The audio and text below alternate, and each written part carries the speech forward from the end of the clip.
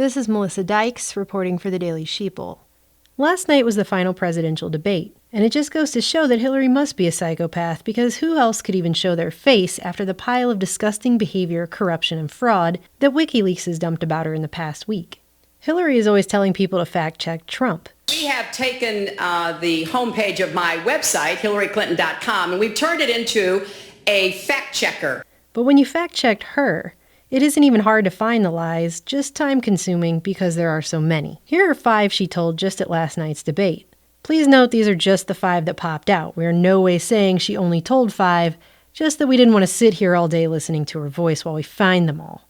In no particular order, number 1. Clinton deceptively suggested that WikiLeaks is somehow tied to the Russian Federation. You are very clearly quoting from WikiLeaks, and what's really important about WikiLeaks is that the Russian government has engaged in espionage against Americans. Then they have given that information to WikiLeaks. But the truth is, there's no evidence that WikiLeaks is a nationalist organization. There's no evidence that the WikiLeaks leaks are Russian in origin, and there's no evidence of collusion between WikiLeaks and Russia. 17 intelligence agencies, civilian and military, who have all concluded that these espionage attacks, these cyber attacks, come from the highest levels of the Kremlin, and they are designed to influence our election. The Russia track is just a red herring to distract people from what's actually in the leaks themselves, which is pretty damning for Hillary. That's why the Obama administration put pressure on the Ecuadorian embassy to shut off Assange's internet, claiming it was interfering with the election.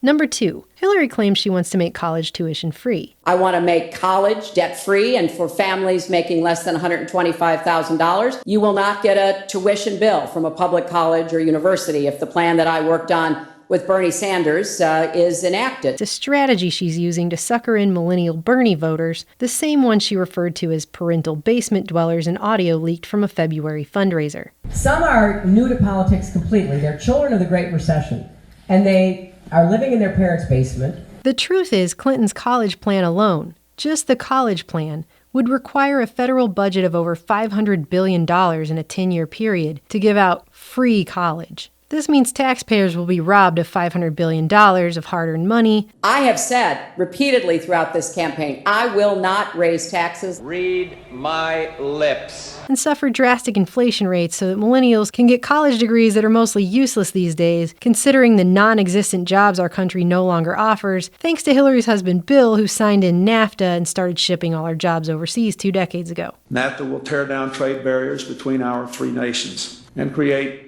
200,000 jobs in this country. NAFTA is proving its worth. Besides, even Hillary herself said that free college is a false promise. It's a false promise, but I don't think you tell idealistic people, particularly young people, that they bought into a false promise. So she admitted that she's a liar. Number 3, Hillary claimed her plan won't add a penny to the national debt. I also will not add a penny to the debt. This just flat out false. The Committee for a Responsible Federal Budget predicts that if implemented, Clinton's plan will grow the national debt from 77% of the GDP, already insane, to 86% of the GDP in a decade. That's a national debt of $23.3 trillion by 2026. Number 4, the Second Amendment. Hillary actually stood up there with a straight face and claims she supports it. First of all, I support the Second Amendment. But there's no doubt that I respect the Second Amendment. Of course, we're going to protect and defend the Second Amendment. But when asked about it in the past, she couldn't even bring herself to say that the Second Amendment is a right. But that's not what I asked. I said, do you believe that their conclusion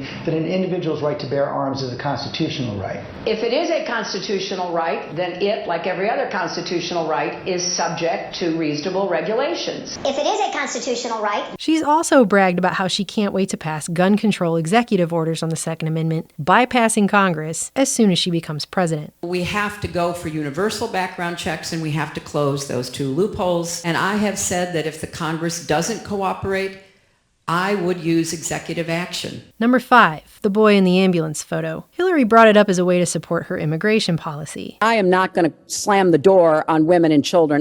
That picture of that little 4-year-old boy in Aleppo with the blood coming down his face while he sat in an ambulance is haunting. Has already been thoroughly debunked as war propaganda. Something it has come out that the Pentagon has paid hundreds of millions of dollars to have produced in the unconstitutional regime change war against Assad that's going on in Syria. As Lily Dane of the Daily Sheeple said, quote, "I was pissed when she brought up that boy for 2 reasons. 1, because it's propaganda, and 2, because Hillary is one of the people responsible for all of this war in the Middle East in the first place." Well said. If she's lying this much now in just one 90-minute segment, can you imagine how many lies the American public will be subjected to in the next 4 years under Madam President's rule?